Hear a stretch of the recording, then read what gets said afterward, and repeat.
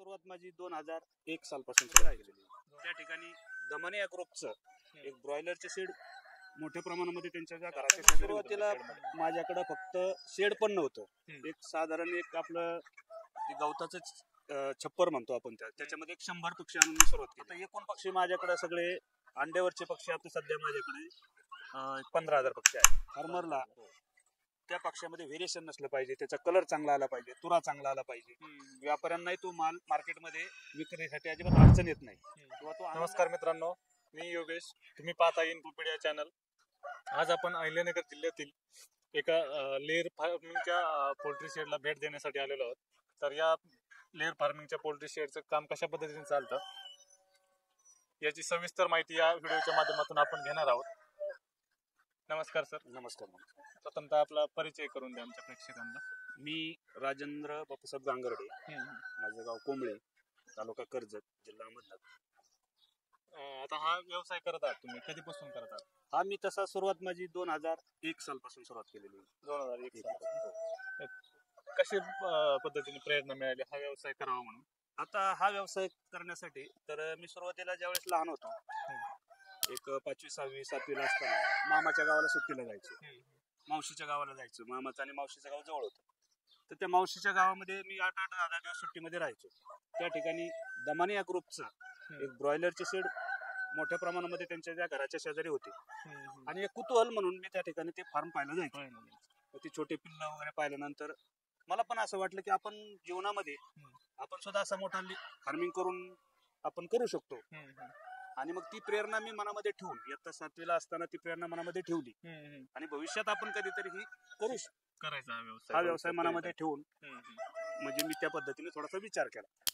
आता सुरुवात केली त्यावेळेस किती शेड पासून आणि किती पक्षी? आता मी सुरुवातीला माझ्याकडे फक्त शेड पण नव्हतं.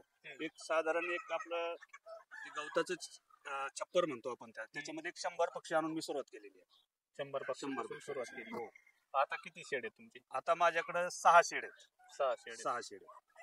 3-3 हजार कॅपॅसिटी माझ्याकडे 6 शेड. बांधकाम करताना जागा कोणत्या पद्धतीची हवी? शेड शक्यतो पूर्व पश्चिम म्हणजे दिशेने असावेत साधारण, कारण त्याच्यामुळे काय होतं व्हेंटिलेशन किंवा शेड मध्ये ऊन येत नाही. हे बाकीच्या बऱ्याचशा गोष्टी आहेत त्याच्यामध्ये, म्हणून शक्यतो शेड पूर्व पश्चिम असतो.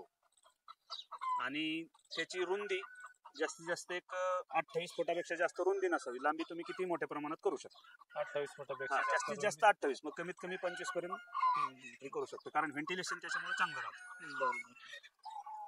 आता हे किती बाय कितीचे शेड आहेत तुमचे? आता माझे काही 30 बाय 100चे आहेत, काही 28 बाय 100चे आहेत. अशा पद्धतीचे शेड आहेत. काही 25 बाय 100चे पण आहेत. एकूण पक्षी किती आहेत सगळे? आता एकूण पक्षी माझ्याकडे सगळे अंड्यावरचे पक्षी आता सध्या माझ्याकडे 15,000 पक्षी आहेत. 15,000. हो. आता ह्याचं सायकल कशा पद्धतीने चालतं पिल्लापासून ते अंड्यापर्यंत? आता आपण काय करतो की आपले जे फार्म आहेत सध्या 15,000 कॅपॅसिटी अंडे चालू आहेत त्या पक्ष्यांचे. मग आपण दुसऱ्या शेड मध्ये लहान चिक्स म्हणजे पिल्ल सांभाळायला देतो. मग लसीकरण वगैरे सगळं आपलं सुपरविजन खाली त्या गोष्टी सांभाळल्या जातात. 100 दिवसानंतर सगळं व्हॅक्सिनेशन पूर्ण शेड्यूल झाल्यानंतर सिलेक्शन करून तो पक्षी आपण आपल्या फार्म मध्ये आणतो. साधारण 4-4.5 महिन्यामध्ये तो पक्षी अंडे द्यायला सुरुवात करतो. म्हणजे 100 दिवसानंतर त्याच्यात पण सॉर्टिंग करूनच तुम्ही? आपण 60 दिवसाला शॉर्टिंग करतो, 80 दिवसाला शॉर्टिंग करतो आणि शेवटी फायनलला ज्यावेळेस आपल्या शेड मध्ये प्रत्यक्ष आणायचे त्यावेळेस परत शॉर्टिंग करून आपण तो शेड मध्ये माल घेऊन येतो. जेणेकरून भविष्यामध्ये फार्मरला त्या पक्षामध्ये व्हेरिएशन नसलं पाहिजे, त्याचा कलर चांगला आला पाहिजे, तुरा चांगला आला पाहिजे. व्यापाऱ्यांनाही तो माल मार्केटमध्ये विक्रीसाठी अजिबात अडचण येत नाही किंवा तो आनंदाने तो व्यापारी सुद्धा त्या फार्मवर आला पाहिजे. म्हणजे तो फार्मरलाही त्रास नाही, व्यापाऱ्यालाही त्रास नाही आणि त्या दोघांनाही त्रास नसल्यामुळं आपणही म्हणजे आनंदामध्ये ते सगळ्या गोष्टी करू शकतो. बरोबर. आता हे लसीकरणाचं आणि आजार कोणकोणते प्रामुख्याने राहतात? आता याच्यामध्ये आता हल्ली म्हणजे अंड्यावरचे जे पक्षी आहेत त्यांचं लसीकरण थोडंसं वेगळ्या प्रकारचं असतं आणि शेतकऱ्याकडे जे पक्षी देतो आपण त्यांचं लसीकरणाचं म्हणजे साम्य आहे, पण काही व्हॅक्सिनेशन शेड्यूल हे अंड्यावरच्या पक्ष्यांचं वेगळं असतं. मॅरेक्स नायट्रोजन मॅरेक्स मारणं फर्स्ट डेला, त्याच्यानंतर 5व्या-6व्या दिवशी लासोटा, त्याच्यानंतर 9व्या-10व्या दिवशी डिबिकिंग म्हणजे चोच कापणे, एक 11व्या-12व्या दिवशी गंभोरा, असे बरेचसे लसीकरण असतात. पक्षी अंड्यावर येईपर्यंत बरेचसे लसीकरण असतात. सर्वसामान्य आपला जो फार्मर आहे कमर्शियल जे म्हणतो आपण त्यांना जास्त लसीकरणाची गरज नाही. गंभोरा लासोटा 2 वेळेस एवढं केलं तरी त्याचं सफिशियंट आहे. आता वेगवेगळे ऋतूमध्ये बदलतं वातावरण राहतं, त्याच्यामध्ये कशा पद्धतीने काळजी घेतली पाहिजे आता पक्ष्यांची? थंडीच्या दिवसामध्ये पक्ष्यांना थंडी लागत, तर त्यासाठी म्हणजे शेतकऱ्यांनी त्याला व्यवस्थित ऊब देणं गरजेचं असतं. आता आमच्याकडे तर सगळे मोठे पक्षी आलेले असतात, त्याचे मोठेच पक्षी असतात, त्याच्यामुळे आम्हाला त्यांची जास्त काळजी घ्यावी लागत नाही. बरोबर. परंतु शेतकऱ्याला म्हणजे ज्यांना कमर्शियल आहे त्यांना लहानपणी त्यांचं ब्रुडिंग व्यवस्थित करावं लागतं. म्हणजे तुम्ही जर कप्पे समजा 1000 पक्षी, त्याचे जर 5 कप्पे बनवले तुम्ही, तर पक्ष्यांना म्हणजे एकदम त्यांच्याकडे सुरक्षित आणि व्यवस्थित लक्ष देता येतं. बरोबर. मरतुकीचं प्रमाण कमी राहतं आणि प्रत्येक पक्षाकडे आपलं प्रॉपरली लक्ष जातं. बरोबर. जर तुम्ही 1000 पक्षी एकाच ह्याच्यामध्ये सोडले, एका सर्कलमध्ये, तर प्रॉपरली त्यांच्याकडे लक्ष जात नाही किंवा प्रत्येक पक्ष्यांनी खाद्यपाणी खाल्ले का नाही इथपर्यंत आपलं लक्ष जाऊ शकत नाही. जर तुम्ही 200-200 चे कप्पे बनवले, तर प्रॉपरली प्रत्येक गोलामध्ये आपल्याला लक्ष देता येतं. पक्ष्याची मरतूक कमी होते आणि ब्रुडिंग जर चांगली झाली तर भविष्यामध्ये तुमचा पक्षी 65-70 दिवसामध्ये एक 1350-1400 साईजचा पक्षी तयार होतो. आणि कमी खाद्यामध्ये ते पक्षाचं वजन चांगलं येतं, प्रॉब्लेम कमी येतात. या गोष्टी असतात, कारण बालपण त्यांचं जर जपलं आपण तरच त्यांचं पुढे भविष्यामध्ये व्यवस्थित होऊ शकतं. जर लहानपणामध्ये जर वेगवेगळे प्रॉब्लेम यायला लागले तर मग ते विक्रीपर्यंत त्यांना वेगवेगळे औषधं देणं, वेगवेगळे आजार होणं, पक्षी हे गोष्टी होतात, वजन येत नाही पक्ष्यांना. आता खाद्याचं कसं नियोजन असतं पक्ष्यांचं? आता खाद्य मी स्वतः माझ्या पक्ष्यांचं मी स्वतः फीड मिल आहे माझी, ती मी फीड सगळं मेडिसिन वगैरे स्वतः बनवून ती बनवतो. आता कमर्शियलचे जे शेतकरी आहेत ते कंपन्या वेगवेगळ्या आहेत, त्या कंपन्यामधलं फीड आणून ते त्यांना घालतात. त्याच्यामध्ये 3 प्रकार असतात, प्री स्टार्टर, स्टार्टर आणि फिनिशर, असे 3 प्रकारचं खाद्य त्याच्यामध्ये असतं. लहान पक्षी असताना प्री स्टार्टर द्यावं लागतं. त्याच्यानंतर मोठा पक्षी झाल्यानंतर साधारण 44 ते 45 दिवसापर्यंत त्यांना स्टार्टर खाद्य द्यावं लागतं आणि तिथून पुढे विक्रीपर्यंत फिनिशर म्हणजे गोळीसारखं खाद्य असतं ते द्यावं लागतं. असेच त्याचे स्टेज आहे. खर्च किती येतो या खाद्यांना एक सरासरी? 1000 पक्ष्यांचं सेट, 1000 पक्ष्यांचा जर तुम्ही विचार केला तर आता काय झालंय, जसं मकाचा रेट, सोयाचे रेट, म्हणजे मार्केटमध्ये जसे रेटचे अपडाऊन होतं तसं खाद्याचे पण रेट कमी जास्त होत चालतात. म्हणजे शेवटी सगळं हे म्हणजे कच्च्या मालाच्या रेटवरच हे पक्क्या मालाचे रेट ठरलेले असतात. लेअर फार्मिंगच्या शेड मधून एकूण अंड्याचं किती उत्पादन होतं? आता माझ्याकडे सध्या साधारण एक 9000 अंडे निघतात, माझे 9-9.5 अंडे निघतात सध्या डेली. ह्या अंड्यांचं पुढं काय प्रोसेसिंग? ह्या अंड्यांचं आम्ही काय करतो, 3 दिवसाला त्याचं म्हणजे रोजचं कलेक्शन 3 दिवस एकत्र करतो. 3 दिवसानंतर आमचे म्हणजे हॅचरीला आम्ही ते लावतो असे, आणि दर 3 दिवसाला आम्ही काय करतो, ते अंडे कलेक्ट करून सगळे अंडे आम्ही त्या मशीनला लावून त्याची पिल्लं तयार करतो. हॅचरी कुठं आहे तुमची? आमची चासला हॅचरी, चास तालुका नगर, त्या ठिकाणी सगळी प्रोसेस त्या ठिकाणी 3 दिवसाच्या टप्प्याने कलेक्ट होऊन फीड मिल पण तिथंच आहे, हॅचरी युनिट पण तिथंच आहे. कारण शहर जवळ असल्यामुळे जरी काही समजा बरेचसे प्रॉब्लेम असतात त्याच्यामध्ये, जनरेटर आले किंवा बाकीचे काही गोष्टी असतात, तर तिथं लवकरात लवकर आपल्याला त्या वस्तू मिळतात तिथं. बरोबर. म्हणून आपण ते शहराच्या जवळ युनिट उभारलेलं आहे. आता त्यानंतर हॅचरी मध्ये किती दिवसाचा कालावधी जातो? आता हॅचरी मध्ये अंड लावल्यानंतर 1 दिवसाचा अंडा लावल्यानंतर तो 21व्या दिवशी तो पक्षी तयार होतो, चिक्स तयार होतो. त्याच्यानंतर त्याला इंजेक्टेबल केलं जातं निघाल्यानंतर, आणि इंजेक्टेबल करून त्याचं 100-102 चे त्याचे पॅकिंग केलं जातं आणि त्याची डिस्पॅच केलं जातं, ते पाठवले जातं फार्म.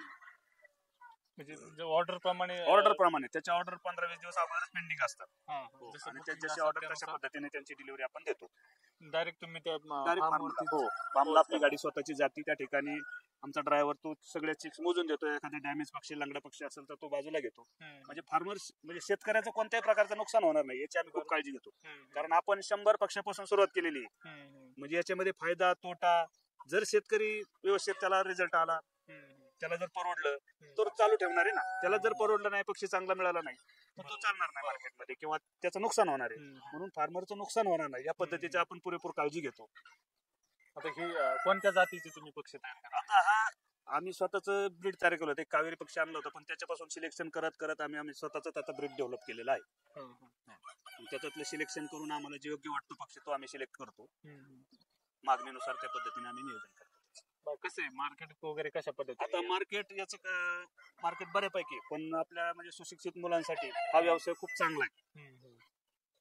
मी एक स्वतः शिक्षक आहे, मला या व्यवसायाची आवड होती, आणि मी मध्यंतरी म्हणजे माझ्या वडिलांना एकदा दोनदा म्हणलो पण की बाबा मी आता मुदतपूर्व घेतो, की मी ह्या व्यवसायामध्ये पुरेपूर लक्ष देतो आणि मला हा व्यवसाय करायचा. पण वडिलांनी सांगितलं की बाबा तू शिक्षक झाला, खूप ज्ञानदानाचं चांगलं काम करतो, आणि हे चांगलं काम सोडू नको.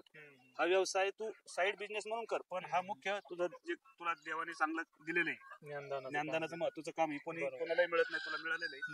त्यामुळे मी त्याच्यापासून थोडस बाजूला झालो. नाही तर एक 8-10 वर्षापूर्वी मी त्या नोकरीमधून बाजूला जाण्याचा भरपूर प्रयत्न केला, पण वडिलांनी मला ते थांबवलं. वडिलांनी, आईनी, माझ्या म्हणजे बायकोने पण सांगितलं की बाबा तुम्ही नोकरी महत्वाची, अगोदर नोकरी करा. आता तुम्ही नोकरी करताय, पण नोकरी करून हा व्यवसाय कसा मॅनेज करता? आता या व्यवसायामध्ये काय, माझे घरचे सगळे मला साथ देतात. बायको आहे, माझी आई आहे, वडील आहेत, मुलगा आहे, माझे दाजी आहे, आणि सगळेजण मला साथ देतात. मी 10 ते 5 या वेळामध्ये मी कोणाचाही फोन घेत नाही, कोणालाही काही, मला त्यांच्याशी मी संपर्क ठेवत नाही. आणि मी सगळ्यांना सांगितलेलं आहे की 5 वाजून 10 मिनिटांनी माझा फोन चालू राहील तुमच्यासाठी. सकाळी 9:30 पर्यंत रात्रभर तुम्ही फोन करू शकता. 5:30 नंतर तुम्ही सकाळी 9:30 पर्यंत माझ्याशी सगळं जेवढा संपर्क करता येईल तेवढा करू शकता. म्हणजे काय अडचणी असतील, काय अडचणी तुमच्या असतील, ऑर्डर असतील, काय असतील. आणि मग ती सगळ्या शेतकऱ्यांना म्हणजे फार्मर लोकांना माहिती झाली की सर ह्या ड्युटीवर असतात, त्याच्यामुळे ते मला कोणीही डिस्टर्ब करत नाही. म्हणजे मला, मी जे शाळेचं काम करतो त्याच्यामध्ये मला कोणती या बिझनेसमुळे बाधा येत नाही. आणि तिथून पुढे 5:30 नंतर मी पूर्ण बिझी शेड्यूल असतो. मी बाकीच्यांना मग कोणालाही वेळ देत नाही, मी फक्त त्या शेतकऱ्यांना, त्या फार्मर लोकांना वेळ देतो. त्यांचा रात्री 11ला फोन आला तर मी रिसिव्ह करतो. त्यांना पण माहित झालं की कधी रात्रीचं कधी फोन रिसिव्ह करतात, आणि वेळेचं त्यांना बंधन घालून दिलेलं आहे सुरुवातीला. ज्यांच्याशी माझा संपर्क येत गेला, मी त्यांना सगळ्यांना सांगितलं की मी अशी नोकरी करतो, त्यामुळे मला या वेळामध्ये तुमच्याशी संपर्क करता येणार नाही, किंवा तुम्हाला काय अडचणी असेल तर मला व्हॉट्सअप मेसेज पाठवून ठेवत चला. ज्यावेळेस मला मोकळा वेळ असेल त्यावेळेस मी तुमच्याशी बरोबर. अशा पद्धतीने म्हणजे माझा जे व्यवसाय, हा व्यवसाय माझा म्हणजे आहेच, त्याचबरोबर माझी जे नोकरी पेशा आहे म्हणजे शिक्षकी पेशा आहे, मी त्याचं पण चांगल्या पद्धतीने काम करतो. जे नियोजन पाहतात, किती लेबर आहेत? आता माझ्याकडे जवळ सगळे मिळून 15 लेबर आहेत. ड्रायव्हर, माझ्या गाडीचा ड्रायव्हर, आणि बाकीचे 14 लेबर आहेत. फीड मिलला वेगळे लेबर आहेत, हॅचरी मॅनेजर आहे, अकाउंट पाहणारे आहेत, आमचे दाजी अकाउंट पाहतात, आणि फार्मवर मुलं आहेत माझ्या, फीड मिलचे वेगळे, आणि सगळ्याला फॉर्म्युलेशन दिलेलं असतं.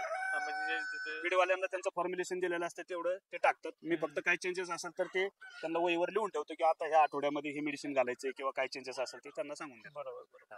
आणि रविवारचं मी त्यांना पूर्ण वेळ तिथं सगळ्या गोष्टी हे करतो, की त्यांच्याशी संपर्क ठेवतो, फार्मला व्हिजिट देणं, मुलांना काही मार्गदर्शन करायचं असेल, किंवा फीड मिल संदर्भात त्यांचे चेंजेस असतील, किंवा बाकीचे काही म्हणजे ज्या काही बारीक सारी गोष्टी ते मी रविवारच्या पूर्ण दिवसामध्ये त्या पूर्ण करतो. जे शेतकरी तुमच्याकडून पक्षी नेतात, तर त्यांना फीड मिल तुमच्या मार्फत? नाही, फीड मी देत नाही, ते त्यांच्या पद्धतीने ते डीलरकडनं, फीड मिलच्या डीलरकडनं ते घेतात ते फीड. म्हणजे कोणत्या कंपनीचं घ्यायचं काय, तो शेतकरी त्यांचे ते ठरवतात. त्यांना ज्या आवड आहे त्याच्या म्हणजे त्यांना रिझल्ट आहेत. आता प्रत्येक परिसरानुसार कंपन्यांची फीड वेगळी आहे, क्वालिटी वेगळी आहे, मग त्यांना ज्याचा रिझल्ट चांगला वाटतो ते घेतात ते फीड. आता किती दिवसात विक्रीसाठी तयार होतो हा पक्षी? जर शेतकऱ्यांनी चांगलं लक्ष दिलं तर 65 ते 70 दिवसामध्ये हा पक्षी विकलेला होतो. त्यावेळेस त्या मेल म्हणजे नराची साईज असते साधारण 1450-1500 ग्रॅमचा नर असतो, 1100-1150 ग्रॅमची मादी असते फिमेल. तर यांचं सरासरी वजन साधारण 1350-1400 ग्रॅम 70 दिवसामध्ये येतं. काही शेतकऱ्यांना समजा हा व्यवसाय चालू करायचा म्हणलं तर एक सरासरी किती भांडवलापासून चालू करू शकतो? आता त्याला फार्म बांधायचा असेल तर कमीत कमी 200 रुपये स्क्वेअर फूट, एक सिंपल शेड, आणि 200 रुपये स्क्वेअर फूट, आणि त्याचं ते शेड तयार होऊ शकतो. म्हणजे साधारण 0.8 प्रमाणे जर चांगला जागा दिली, 800 स्क्वेअर फूट जर जागा असेल तुमची, तर 1000 पक्षी त्याच्यामध्ये आरामशीर बसू शकतो. 1000? हो. लाखात त्याचा खर्च पकडला तर एकूण अमाऊंट किती होईल? म्हणजे पक्ष्यांची का शेडची अमाऊंट? एकूण शेडची आता समजा 800 स्क्वेअर फूट जर म्हणलं तर 1,60,000, आणि किरकोळ तुम्हाला जे पाण्याचे, खाद्याचे जे भांडे आहेत, किंवा साईडचे जे कागद आहेत, ते सगळं जर झालं तर 2 लाखामध्ये तुमचा 1000 पक्ष्याचा सेटअप तयार होतो. त्यांना पक्षी पाहिजे असतील तर कशा पद्धतीने कॉन्टॅक्ट करावं लागेल तुम्हाला? ते माझे नंबर आहेत, आणि त्या नंबरवर त्यांनी फोन करायचा किंवा व्हॉट्सअप मेसेज करून ठेवायचे की माझी अशी ऑर्डर आहे. मग त्या पद्धतीचा आम्ही त्यांना संध्याकाळी तुमच्या म्हणजे ते पाहिल्यानंतर तुमची किती तारखेला ऑर्डर होऊ शकते, रेट काय असेल ते आपण त्यांना सांगतो. सरांचा स्क्रीनवरती नंबर देत आहोत. ज्यांना पक्ष्यांची रिक्वायरमेंट असेल त्यांनी पक्ष्यांसाठी सरांशी कॉन्टॅक्ट करू शकता. आता रेट बाबत काय आहे पक्ष्यांचे रेट? हा हे जे म्हणजे प्रोडक्शन असतं यांचे अंडे ज्यावेळेस थोडेसे कमी होतात किंवा फीडचे रेट वाढतात त्यावेळेस पक्ष्यांचे रेट थोडेसे वाढलेले असतात. ज्यावेळेस अंड्याचं प्रमाण भरपूर असतं, खाद्याचे रेट कमी असतात, त्यावेळेस त्यांचे रेट, चिक्सचे रेट कमी असतात. म्हणजे थोडक्यात सगळं हे कच्च्या मालाच्या रेटवर या सगळ्या गोष्टी अवलंबून आहे. सरासरी किती रेट राहतो? आता सरासरी साधारण एक 18 ते 20 रुपये त्यांचा चिक्सचा रेट असतो. 18 ते 20. हा, आता कधी कधी 20-25 रुपये 25 रुपयापर्यंत रेट आहे, कमी कमी 10 रुपयापर्यंत रेट होतो. हा. तरी सरासरी जर त्याचं पकडलं तर 18 ते 20 रुपये चिक्सचा रेट साधारण राहतो. हे खर्चानुसार अपडाऊन होत राहतात कंटिन्यू. अपडाऊन प्रोडक्शनमुळं, कच्च्या मालाच्या पुरवठ्यामुळं याच्यावर सगळा रेट अवलंबून असतो. आपले चिक्स आहेत ना, कर्नाटक, महाराष्ट्र, हैदराबाद, आंध्र प्रदेश आणि इकडे गुजरात पर्यंत चिक्स आपला जातो. ऑल महाराष्ट्रामध्ये, कर्नाटकच्या बऱ्याचशा भागामध्ये, आंध्र प्रदेशमध्ये पण चिक्स जातो आपला, बँगलोरला पण चिक्स जातो आपला. त्याच्यानंतर इकडं गुजरात साईडला सुद्धा आपला चिक्स बऱ्या प्रकारे जातो. स्वतःच्या ट्रान्सपोर्टने आपण पाठवतो, त्याची जबाबदारी आपली असते. पोच देतो आपण. म्हणजे शेतकऱ्याला यायची गरज नाही. बरोबर. त्याच्या रिक्वायरमेंट नुसार आपण त्यांना पोहोच देतो. आणि विक्री पश्चात समजा काही प्रॉब्लेम आले तर त्याचं मार्गदर्शन सुद्धा आपण त्यांना करतो. असे काही फार्म व्हिजिट वगैरे करता का तुम्ही? जर एखाद्या शेतकऱ्याची इच्छा असेल तर आपण ते फार्म व्हिजिट पण करतो. प्रत्यक्ष जाऊन त्यांच्याशी बोलून त्यांच्या सगळ्या शंकाचं निरसन पण आपण करतो. बरोबर. त्याच्यामुळे शेतकरी आपल्याला म्हणजे एकदम खुश आहेत आपल्यावर. म्हणजे एकही शेतकरी नाराज नाही. जर माझं नाव कोणी म्हणजे कुठं विचारलं तर एकही शेतकरी म्हणणार नाही की हा माणूस म्हणजे असं आपल्याला फसवणार आहे किंवा आपल्याला मार्गदर्शन करणार नाही. त्याच्यामुळे हा व्यवसाय मी एकदम मजेत आणि व्यवस्थित चाललाय. कोणतंही टेन्शन नाही या व्यवसायामध्ये मला. मी खूप आनंदाने हा व्यवसाय करतोय. बरोबर. म्हणजे व्यवसाय करत असताना माझा आर्थिक सुद्धा मला खूप चांगला याचा सपोर्ट मिळालेला आहे. आणि मला त्याच्यामधून अनेक लोकांचा संपर्क आला, माझ्या ओळखी वाढल्या. बरोबर. म्हणजे प्रत्येक ठिकाणी म्हणजे मला माझं नाव घ्यायला लागले लोक. याचा मला फायदा झाला. निश्चित आवड आहे त्या क्षेत्रात व्यवसाय केल्याने सरांनी मोठ्या प्रमाणात या व्यवसायामध्ये प्रगती साधली आहे आणि वेगवेगळ्या शेतकऱ्यांच्या कॉन्टॅक्ट मध्ये राहून त्यांनी शेतकऱ्यांचे समाधान देखील केलेलं आहे. तुम्हाला काही अडचणी असतील, व्यवसाय उभा करायचा असेल तर सरांशी नक्कीच कॉन्टॅक्ट करू शकता तुम्ही. या व्यवसायात उतरणाऱ्या तरुणांना काय सल्ला द्याल तुम्ही? तरुणांनी निश्चित हा व्यवसाय करावा. कारण आता भविष्यामध्ये नोकऱ्या मिळणं खूप अवघड झालेलं आहे. म्हणून स्वतःचा व्यवसाय केल्यानंतर शेतीपूरक व्यवसाय खूप चांगला आहे. शेतकरी मुलांसाठी किंवा सुशिक्षित मुलांसाठी हा व्यवसाय खूप चांगला आहे. या व्यवसायामधून तुम्हाला शेतीसाठी लागणारं खत पण मिळणार आहे, आर्थिक उत्पन्न, या विक्रीमधून आर्थिक उत्पन्न पण मिळणार आहे. आणि शिवाय तुम्हाला कुठेही शहरामध्ये किंवा कोणाच्याही कंपन्यामध्ये नोकरी शोधण्यासाठी जायची गरज नाही. स्वतःचा व्यवसाय स्वतः मालक बनणार आहेत तुम्ही. बरोबर. आणि तुम्हाला हा नित्यक्रम आहे. हा व्यवसाय बंद न पडणारा व्यवसाय आहे. कारण ही जीवनामध्ये सगळ्यांना आहारामध्ये लागणारी वस्तू आहे. त्याच्यामुळे हा कधीही व्यवसाय बंद पडणार नाही. सुशिक्षित मुलांनी निश्चित हा व्यवसाय करावा, जेणेकरून स्वतःचा उदरनिर्वाह त्याच्यामध्ये आज चांगल्या प्रकारे ते करू शकते. आणि शेतीसाठी लागणारं खत, सेंद्रिय पद्धतीचं खत सुद्धा तुमच्या शेतीला चांगल्या प्रकारे आहे. मी माझ्या शेतामध्ये एकही केमिकल खत वापरत नाही, टोटली पोल्ट्रीचं खत वापरतो. त्याच्यामुळे ते पीक पण चांगलं येतं. कसले फवारणी करत नाही मी विशेष म्हणजे पिकाला एकही. याचा निश्चित फायदा आहे.